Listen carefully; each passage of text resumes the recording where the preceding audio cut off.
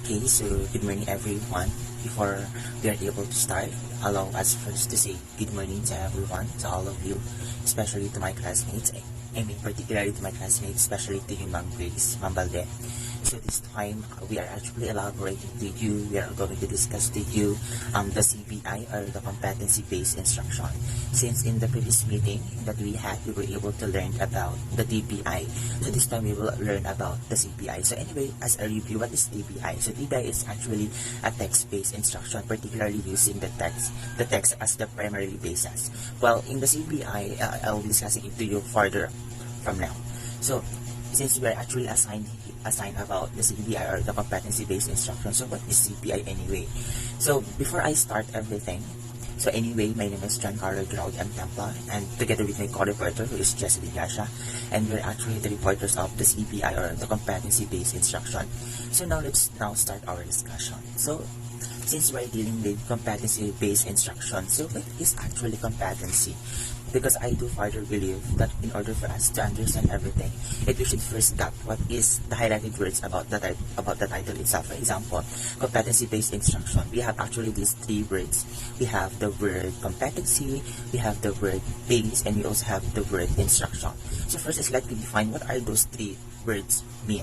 So when we talk about competency from the dictionary itself, it is actually denoted as possession of sufficient knowledge and skill. So when we talk about possession, it means it is our own. It's something that actually owns by us. And another thing, it's sufficient knowledge and skills. Always remember that knowledge and skill are two different things. Because when we talk about knowledge, it's actually the outcome. It's actually the outcome of the information being processed. That is actually knowledge. And skill, it's actually something that is being trained. Skill, because since we'll actually have different intelligences, and we excel in some fields. For examples, another thing to discuss to you about knowledge and skill, I guess the similarity about knowledge and skill, they're actually something that being trained. Because even though, let's just say you are knowledgeable, but you will never be that kind of person without being trained, or without even did something to make your talent or to make your knowledge grow.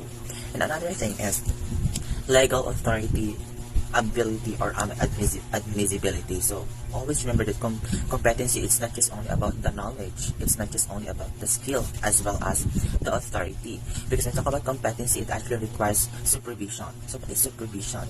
Supervision is synonymous with the guidance. It requires support with somebody. And another thing, ability or admissibility. So ability or skill, I guess they actually are both the same. So I guess I have already discussed to you what is competency. So let's now move on. What is base?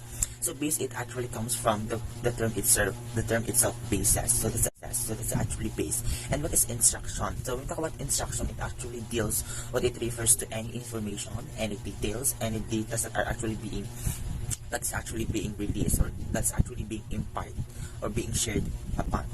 So, or all in all, or generally, competency-based instruction, it actually deals with the competency, or it primarily focuses with the skills of our students. That's actually competency-based instruction. Of course, it's not just only about, it's not just only focuses with the students' talents or skills they possess. Of course, it also deals with, as in this the instruction, or how information is being imparted. And another thing, since I have already discussed to you what is competency-based instruction. So what is competency-based instruction? Another definition, it is an approach to education that focuses on the student's demonstration of desired learning outcomes as central of its learning process. So competency-based instruction is actually a process, since everything should undergo processes. So competency-based instruction, from another thing, as what being defined here, it is an approach. When we talk about approach, it actually deals on how you interact, on how you deal with the students. That is actually an approach. Focuses on the student's demonstration of desired learning outcomes. So competency-based instruction is not just only about the teacher who teaches, as well as the students who will demonstrate all the tasks, all the, let me say, any activities that will be given to them by the teacher. Since as we learned in the previous meeting, that the main part or the main job of a teacher is just simply to facilitate, not in a way that he or she will able to teach everything. Because a discussion that is spent with one, because a class that is spent with 1 hour discussion is something that is too boring. Because if a teacher, if the teacher is more on teaching, more explanation without being given the demonstration or the task for the student, it will actually sound too boring. Because as I learned from the, as for almost 2 years as being part of the College of Education, that it's not just only all about the academics that need to be measured, as well as the social and the skills of our students. Another thing, so of course, in competency-based instruction, we also have here the 5 elements. So what is elements? Element is actually synonymously with the part. So that's actually element means. So we have here the 5 elements of the competency-based or the competency education definition. First is students upon demonstrated mastery. So in competency-based instruction, it's not just only about the progression of the students. Also, we as teachers, we also have to observe the mastery. So what is mastery? So mastery is actually the ability or the skills of the student that empowers students. So it's not just only about the mastery, it's also something measurable, it's also something transferable. What do we mean by the word measurable? It's something that is supposedly attainable, and then transferable, it actually be seen through the application. That is transferable because it's not just only about what the students learn, it's also about the application itself. And the third one is assessment is meaningful and a positive learning experience. So through competency education, it, since as I said, it's actually a process, it also underway assessment. So since assessment is not just only about identifying the strengths and the weaknesses of our students, but as well as helping them to learn, to achieve progression, to achieve mastery in any field that they actually facing. So assessment is meaningful and a positive learning experience. So through competency-based instruction, students are not just only learning. Students are not just only being perform or demonstrate any task being given. Of course, it also gives a positive learning experience. So, or let me say, there is actually a contribution or a positive benefit that we can or the students can get from the competency-based instruction. And the fourth one is students receive timely and differentiated support. So as I said earlier a while ago, that the teacher is basically the one who facilitates. So the teacher is just simply gives support. So always remember it is supposedly only through scaffolding. So what is scaffolding? So as I learned from the previous course that I have to Ma'am Corin or Dr. Corin, she said that scaffolding is just simply, or it basically deals with a minimal support. So of course, as teacher, we just simply have to facilitate, or we just simply have to give a minimal support. So what is minimal? So minimal is just simply a modicum or a little bit amount of support that we should give to our students. And the last one will be students develop and apply a broad set of skills and disposition. So it's not just only about the progression, but as well as the development, because the development and progression are two different things. Because when we talk about develop, you actually undergo the processes the same way progression, but I guess what is the difference between the two? Progression is actually something that is more above what is done the development. That is actually progression. And then of course, it's not competency-based instruction. It's not just actually only limited with it. We also have to deal with the pros and the cons. So the pros and the cons, the advantages and the disadvantages, and as well as or the boons and the pains. So they will actually be discussed with my co-reporter, who is Jessamay Di Gracia. I guess I will be ended up here. So I hope you will listen more about Jessamay Di Gracia with my co-reporter, who is Jessamay Di Gracia. So before I stop. So again, as I refresh, so competency-based instruction, it is particularly deals with the progression, the development, the mastery of our students. And that's all. Thank you. Good morning, everyone. This is Jessa Moradi Gracia from BSID English 2B. And I am assigned to discuss about the pros and cons of competency-based instruction. Before we start, what is competency-based instruction? So, competency-based instruction, it is focuses on the student's demonstration of desired learning outcomes as central to the learning process, with the progression of the students through curriculum at their own pace. So next, what is pros and cons? So basically, the pros means the benefits of something or known for advantages, and cons for disadvantages or the bad side. Now let's discuss the positive side of competency-based instruction. So the first one is it is an effective model potentially reducing inefficiency, including time spent learning. So example for that, It helps students become flexible and increase their achievements. So okay, next, it supports students with diverse knowledge, background literacy levels, and other related aptitudes.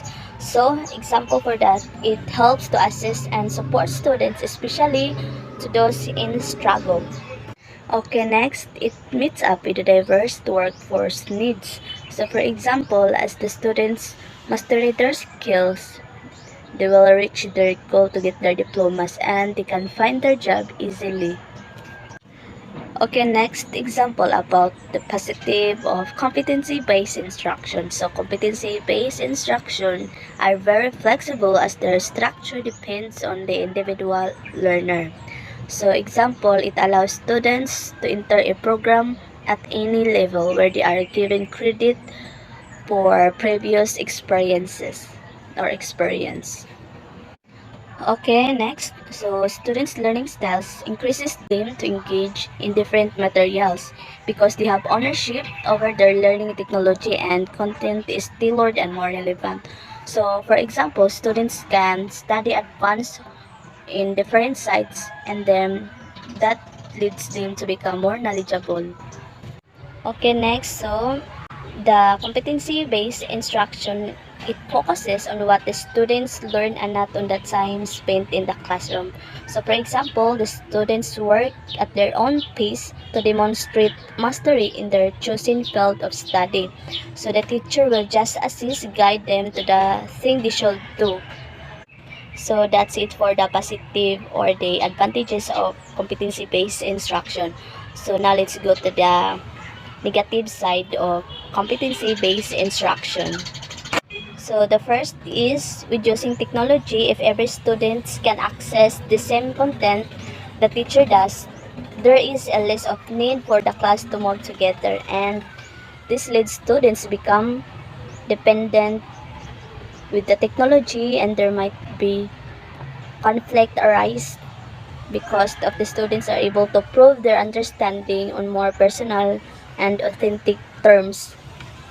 So, okay, next, increased chances of procrastination. This may lead to procrastination among unenthusiastic students. So, this may lead students become laziness. So, the students should be self-motivated and self-disciplined.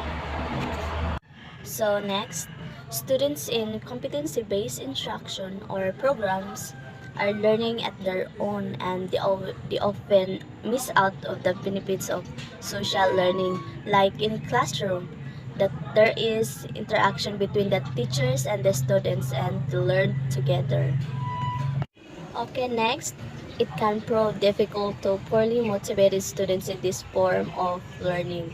Example, students with a history of failures generally have a low curiosity level, can be reluctant to be in search for new concepts as a result of previously negative experiences. So the next is teacher who have not used technology as a cognitive tool find it difficult to incorporate it into their classroom. So example for this is the teacher spent more time to prepare and hard to present their topics. So for our conclusion, competency-based instruction, it is very important and it shares different benefits and challenges. So it also offers a unique and dynamic element that required adaptation and shift learning approach by educators and learners. And then this may help also to those who drop, who work, and so they could access in this competency-based instruction and the teacher will guide them to master their skills.